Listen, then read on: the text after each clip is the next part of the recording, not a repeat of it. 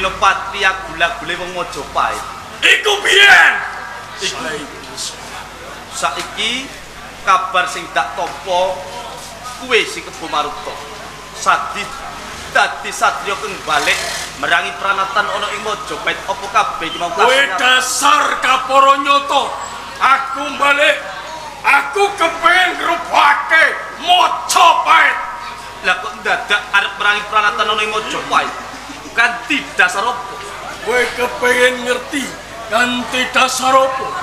Lambaran secara sing wis kapuntur nalika ana kraton Majapahit ana kawisudan ora liyamu Paman Haryo Nambi dene kawisuda minangka patih Hamengkubuwana.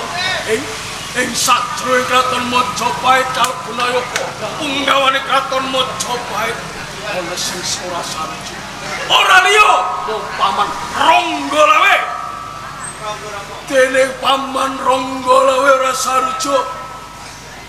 Minono salah sawijining wilayah sing sabela lawan Paman Haryo Nambi. Ora liya mung Kebo Hanabrang. Kaloron perang oleh kraton Majapahit kabeh gugur ana ing papan. Sediwarake wong kaloron Paman Ranggalawe kelawan Kebo Hanabrang gugur mati sambung. Ning kuwi luput dinding Kebo Hanabrang matine malah kapura diklenah wong kraton Majapahit. Apa kowe ora ngerti sapa Kebo Hanabrang? Ana sambung rapete apa kowe kelawan Kebo Hanabrang? Yen kowe durung ngerti Kebo Hanabrang kuwi ya ramaku ya bapak.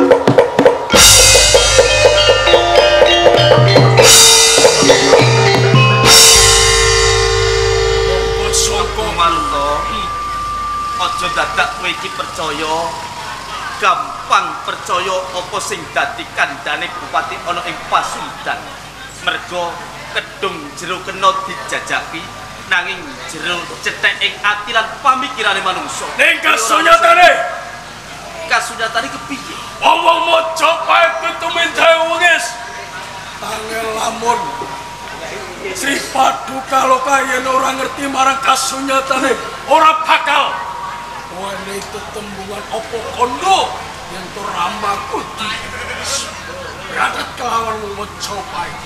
Pasundan lawan Majapahit kuwi perang kan gedhe. Pasundan musuh lawan Majapahit iki apa kowe gampang percaya? Musuh gunakake sewu cara kanggo bisa mingkut lawan atimu. Kowe rasa bila marang pranatan oleh Majapahit malah dadi satriya kang balik. Kowe wis tak antepi minangka dadi kapercayan ing atiku. Nalika ramaku dipercaya kelawan Majapahit, mongko saka kuwi Pangeran Sukawati yen kowe ing wektu dina iki bakal melu-melu bab perkara iki bakal tak katok kejusan. Bakal dadi watusan denganmu yen bacut prai pranatan oleh Majapahit.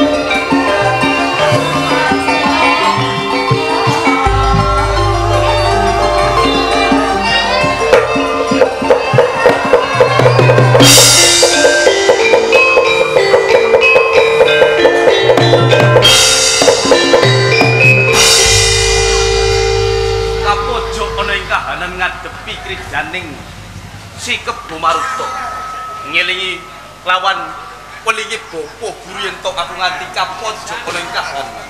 Aku bakal nggunakake cok. Ora bakal aku bikin tanding. Aduh.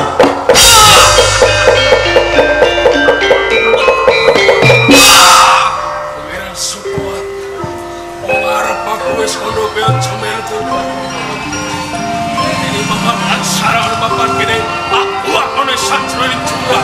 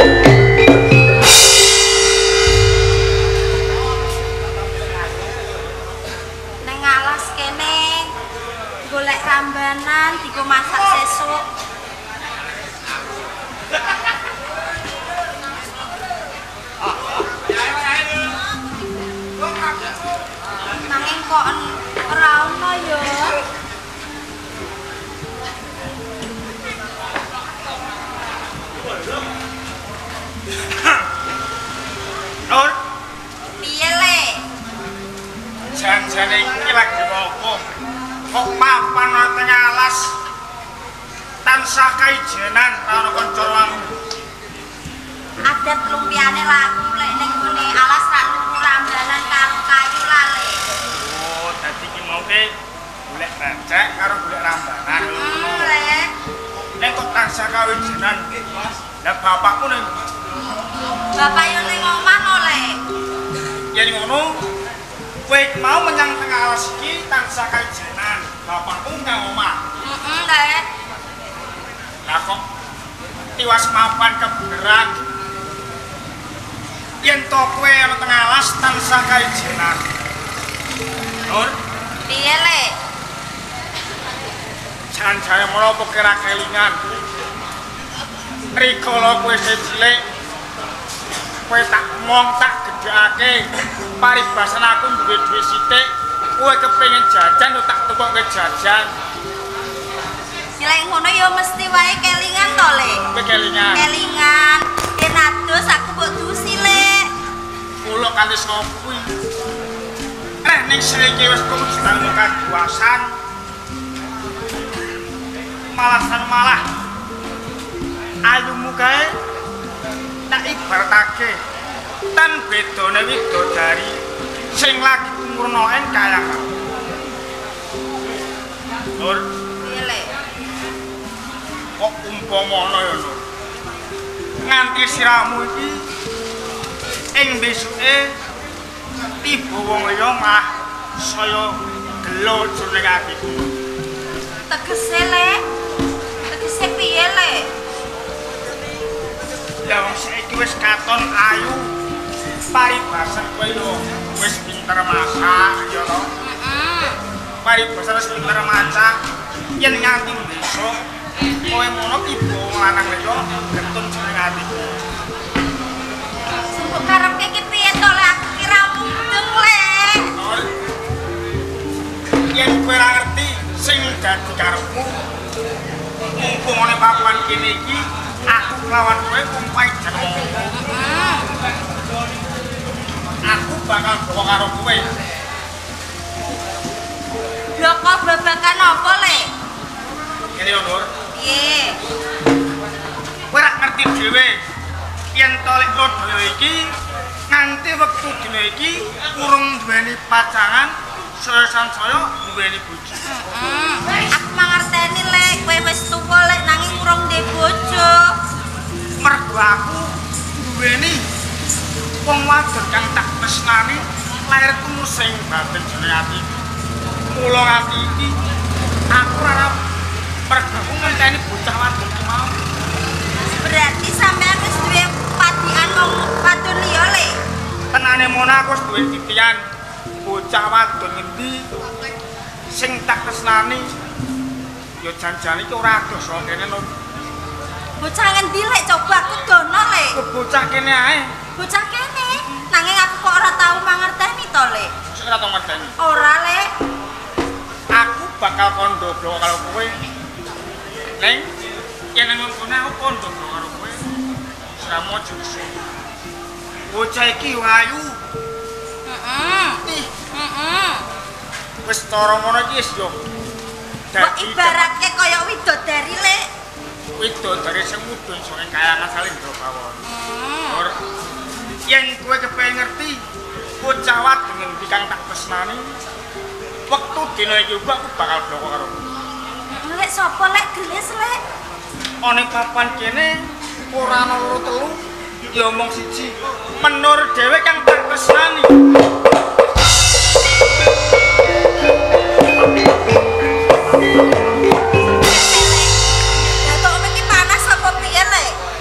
Masa mau gendeng kok panas. Lah piye katone ya ora panas, ora anget kok. Ya ora panas kok gigit kaya ngono. Lek, Kepiye Nur? kowe ora nganu lho Lek, ora pas lan trep Lek. Wong aku iki ponakanmu kok ape mbok senengi to Lek.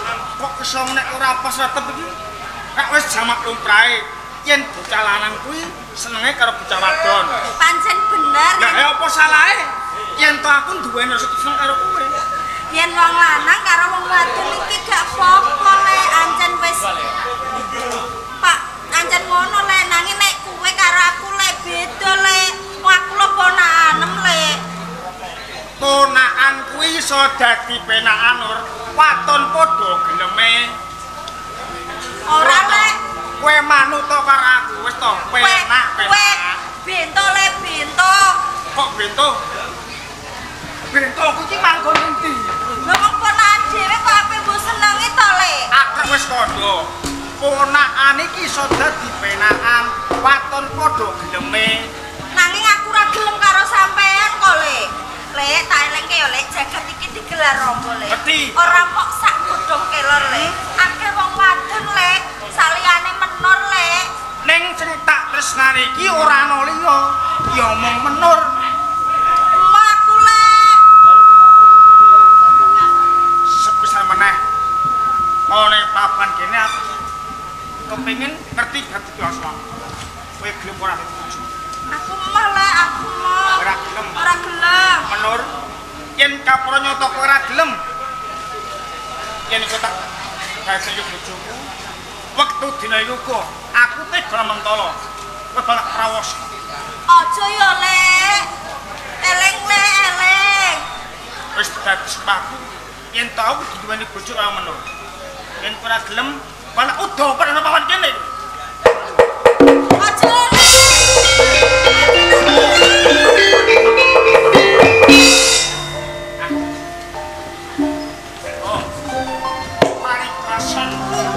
Mudhun jurang ora mung papan tak ujung wae menur.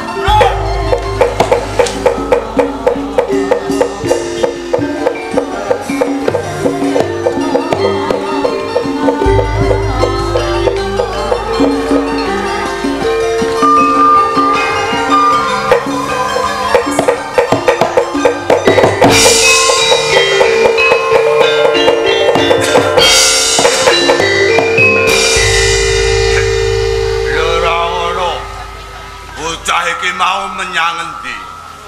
Kok ya ora pamit? Nganti ae kok ya ora mulih. Nur. Lho kowe iki bocah wis gedhe kok ora kuwatir blas. Kok rasa ora penak lho ning batinku. Yahene anak wedok durung bali. Jane iki ana ngendi?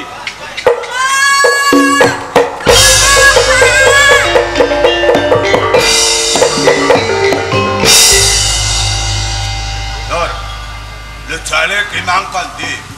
Aku mau rak yo golek rencek le, Pak. Golek rencek. Ya kok mulih melayu-melayu ora nggawa rencek. Lho karepmu ku piye, wae? Iki mang ketiwasan kok, Pak. Ketiwasan? Aku mau digudak-gudak karo cah lanang. Digudak karo wong lanang? Pak. Apa karepe bocah kuwi? Dene arep seneng karo aku, Pak. Arep seneng karo kowe? Ya wis pas nek ngono. Jangan kowe wis gedhe disenengi wong lanang wis lumrah. Nanging aku ora seneng kok, Pak. Seneng. Apa dheke jeng bujung karo kowe? Ije, Pak. Lek ngono nek guri.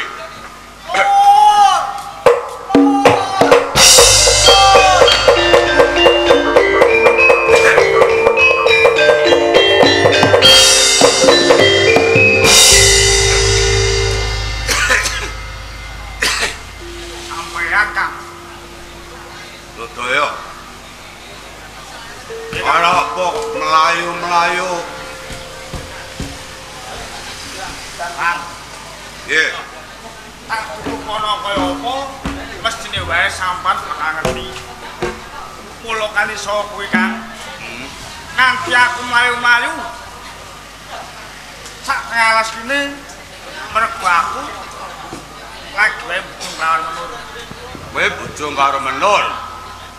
Lupute apa lan salahe apa kowe nggudak karo menur? Babar pisan. Menurut kuwi ra duweni salah, yo ora duweni luput, Kang. Dene kowe nggudak karo menur. Ngene yo, Kang.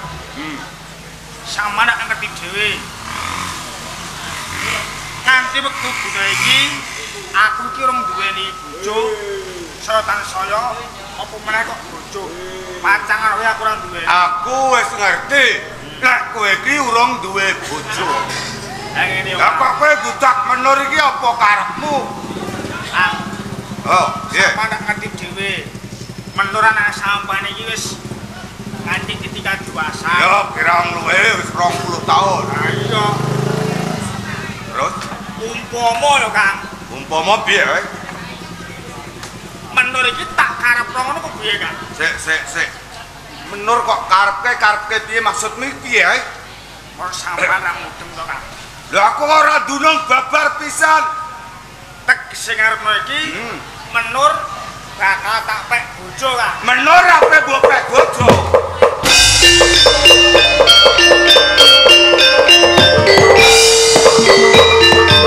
Lodoyo. Piye, Kang? Lho jane iki meripatku iku melek apa ora? Lho menur kuwi apamu? Nek aku ora melek yo aku ora ngerti menur, Kang. Lah kok ngomong malah ora genah. Lho menur iki apamu? Menur niku ponak aku dhewe, Kang. Ponakan. Apa ya wis pas? Nek kowe kepengin duwe bojo menur. Kak wis pas to, Kang. Yen bocah wadon iki jodone wong lanang. Oh nek ngono bocah iki ya ora melek tenan. Lho menur iki ra ponakan dhewe kok ape mbok rabi. Lho liyane menur apa ora ana wedokan? Jan-jane iki yo akeh kang wedokan iki akeh. Nek sing tak seneng iki wong siji yo kuwi putune sampeyan dhewe yo menur. Umpamane kowe gak olah menur. Yen to aku ora bisa entuk menur, alung aku ora gesang ana ing jagat kene. Alung mati. Lodoyo. Kena kowe rabi menur. Nanging ana syarat-syaratane. Kang, bot-bote aku iki tresno karo menur. Apa sing dadi syarate lan serone bakal tak lagahi. Lek kowe iso mateni aku, oleh kowe rabi menur. Dadi kaya ngono. Aku tak buktake, Kang. Nek ngono buktekno ning papan kene kowe apa aku sing dadi batene? Dinuku. Aju legane atimu kowe.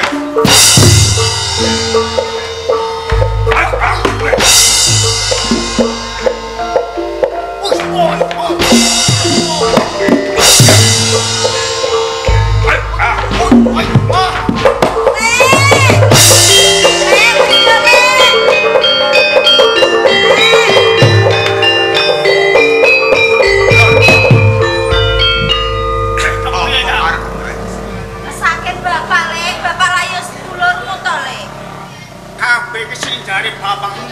Yen to kowe diwulung karo aku, tandane aku ora bakal mloro karo bapakmu. Karepmu piye iki lho? Le, yen ngono le. Aku kae pawangsulan karo sampean le. Ki ngono apa? Dia masih bojoku. Nanging ana saranane le. Apa sing dadi syarate, Lur? Aku njaluk inang 40 dina, Lek. Yo, 40 dina. lah kok suwe men. Lah piye, Lek? Umpama 20 dina ngono piye? Mor. 15 dina. Mor. Wis 30 dina. Ora iso dinyang, Lek, iki ora rombok kok, Lek. Oh, ya ngono ke. Oh, 40 dina. Lek, engko bakal tak kei pawang sulan, Lek, sampean. Lur, Iya, Lek. apa sing dadi tembungmu tak ugemi? Kowe njaluk inah 40 dina suwene. Yo, bakal tak nanti 40 dina. Yo, Lek. Aku bakal tumeli bayo nek makan kene. Yo, Lek. Entenono. Yo, Lek, tak teni.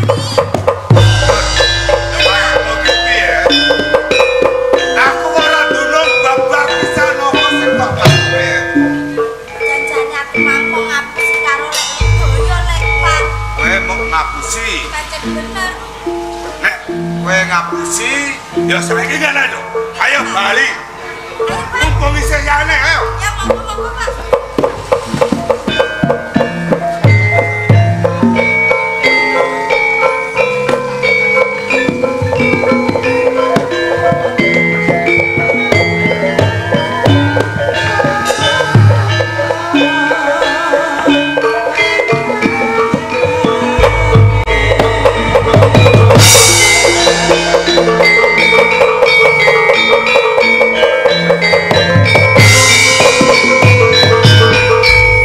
Lha kok ana pawongan tatu gaman?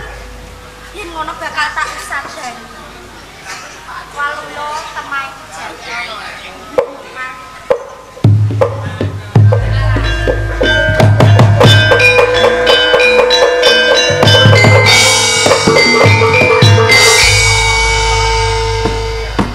Lah kok malah ana bocah wadon ning ngarepku kok ayune kok mangidap-idapi jare.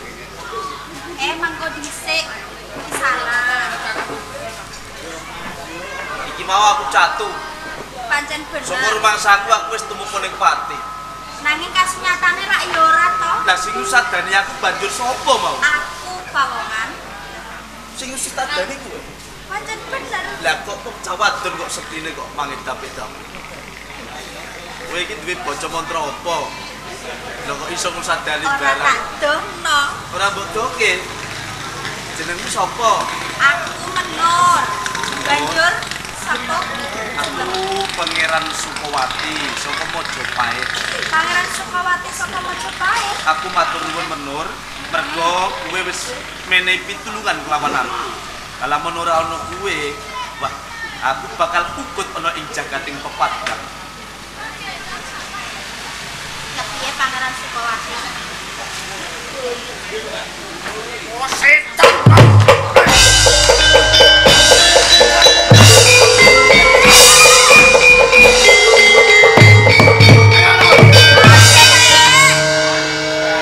Wis mirah, aku maneh cak. Aja, Lek. Ayo, mantep.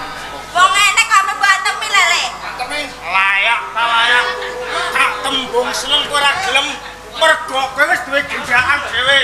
Ora gendaan ya, Lek. Lah sapa kowe? Iki pasanganku, Lek. Eh? Aku seneng karo non Pangeran Sukawati. Seto, iki lho sapa? Kowe kuwi sapa jane teko kok ngamuk-ngamuk. Aku Lodoyo. Lalu doyo kok ngamuk-ngamuk. Aku ora tau ben perkara karo kowe jare. Pancen kowe ora tau duwe perkara karo aku. Nek wektu dina iki kowe duwe perkara karo aku. Lah opo sing jalari? Mergo kowe cedhak karo katresnanku. Bocah sing tak senengi yo kuwi calon bojoku. Oh, iki calon bojomu to? Iya. Ya wis aku njaluk pangapura. Ngapusi, kowe, Lek. Kok ngapusi. Aku lho. Lah kowe kandha jare gelem dadi bojoku. Saiki kok kowe muni ngapusi? Nanging kan urung tak kai pawang sulan, Lek. Sampean, Lek. Sik. Kok kowe cedhak karo bocah sing bagus. Sandae karo berkat janjane sapa? Iki Pangeran Sukawati, Lek. Hah? Mojopahit. Pangeran Sukawati sok Mojopahit. Lek.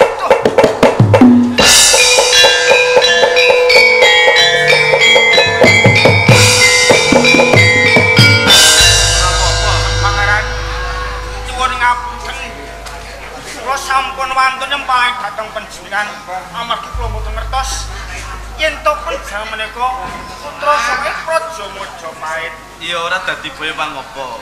Oh setan. Iso.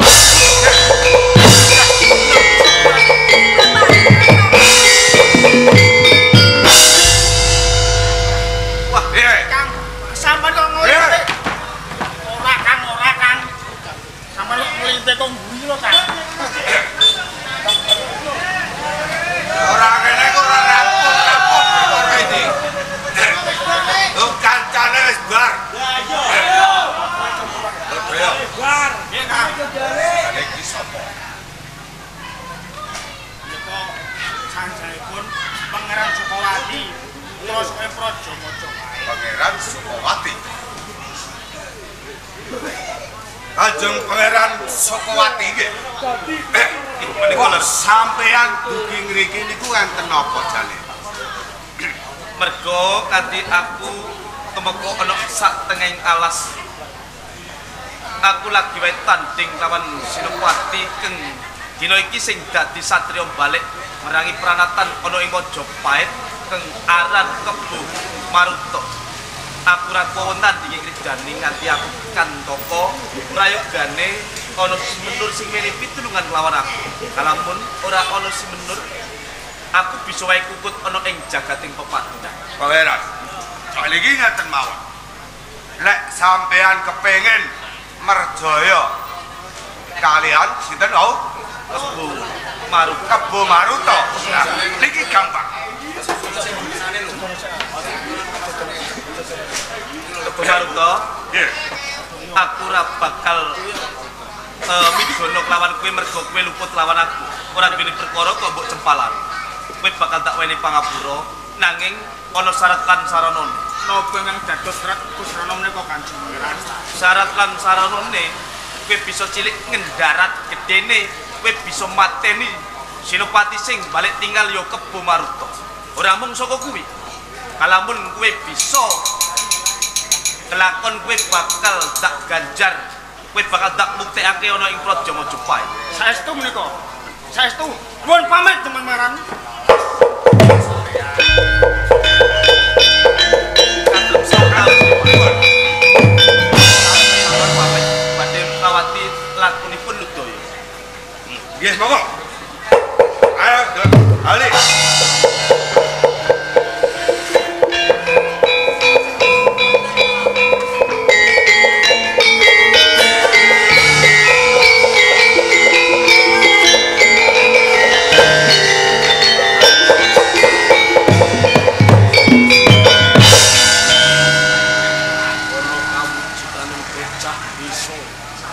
Nyandek kelawan lakuku sapa kang dadi aranmu. Dipun manahake Jaka Lodaya kang dadaran Bali. Panjenengan sinten? Kebo Maruta. Kebo Maruta. Mapan tiwas kebenaran. Yen to aku bisa tinemu kelawan pawon kang aran Kebo Maruta. Yen to wis ketemu karo Kebo Maruta kowe arep nampa dawuh saka ngersane Sang Prabu Majapahit. Cilik aku bisa mendarat, gede yen to aku bisa mati Kebo Maruta, aku bakal ganjar bumi ana ing Majapahit. jebul wong Majapahit golek jago liring kuning kang aran dening Lodaya ya. Lodaya yen to ing wektu dina iki kematek Senopati Kraton Majapahit ora ana liya musuhmu mung Kebo Maruta. Antara papan kene Kebo Maruta utawa Esa!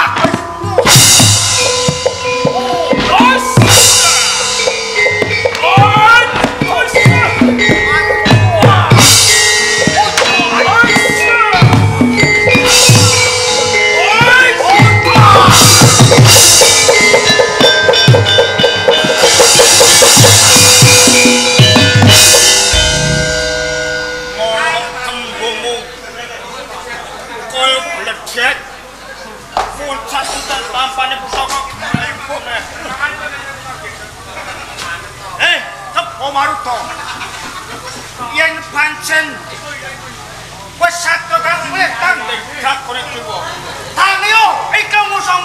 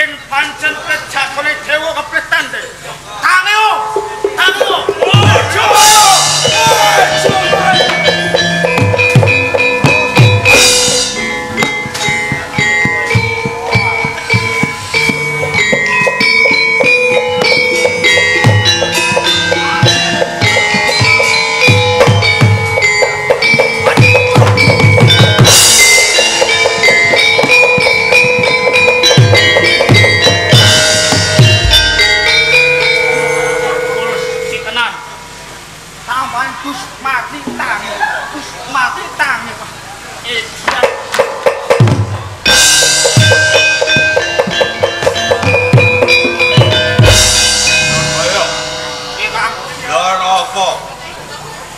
Melayu kok gurise kok kelengak. Malah dua nomor dawuh. So Kanjeng Pangeran, sampean ngetos jambak to? Iya. Wis klakon aku ketemu karo Kebo Maruta. Wis ketemu Kebo Maruta. Klakon gelut. Lho, terus Tak jiyo to sih. Tak leput juting saka ana gane. Wis mekare mati. mati. Mati. Nek wis mati ayo sowan ning Majapahit. Dereng. Dereng piye? Tak tambane saka Des. Mati. Mati. Terus ning sareng tak sumbari. Madene iso jantung temawalyo, malah temai iso urip nah. Iso urip nah, Kang. Terus tampane pusaka Des. Tampane pusaka nah. Wis mati. Tangine. Lodaya. Ngene ya, tak kandhani. Kowe bisa mateni Kebo Maruta. Wis kondang. Kebo Maruta iki rak duwe aji. Dadi dhek iku dipateni urip. Sing ora kowe nek bisa mateni Kebo Maruta. Jenenge pawongan iki duweni kloyan, mestine wae nduk pengapus. Lah iki. Ya, tak butuhne pengapesane Kebo Maruta. Pengapesane apa, Kang? Dhewekne gawekno ajang-ajang. Engko terus sumbari. Dhewekne kok pateni wis mati kuwi. Kaya ngono ta? Kok gak kena sengaja. Bocah kaya kena ketahuan. Awat-awatan sopo kuwi.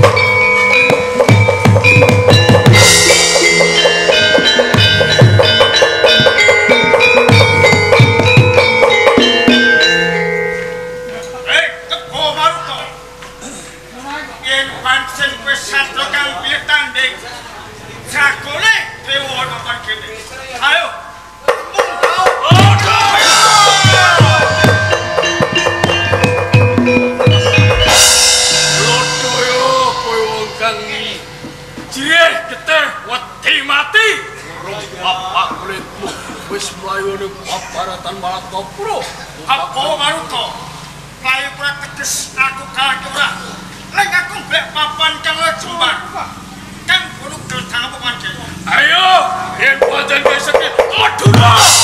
Madura!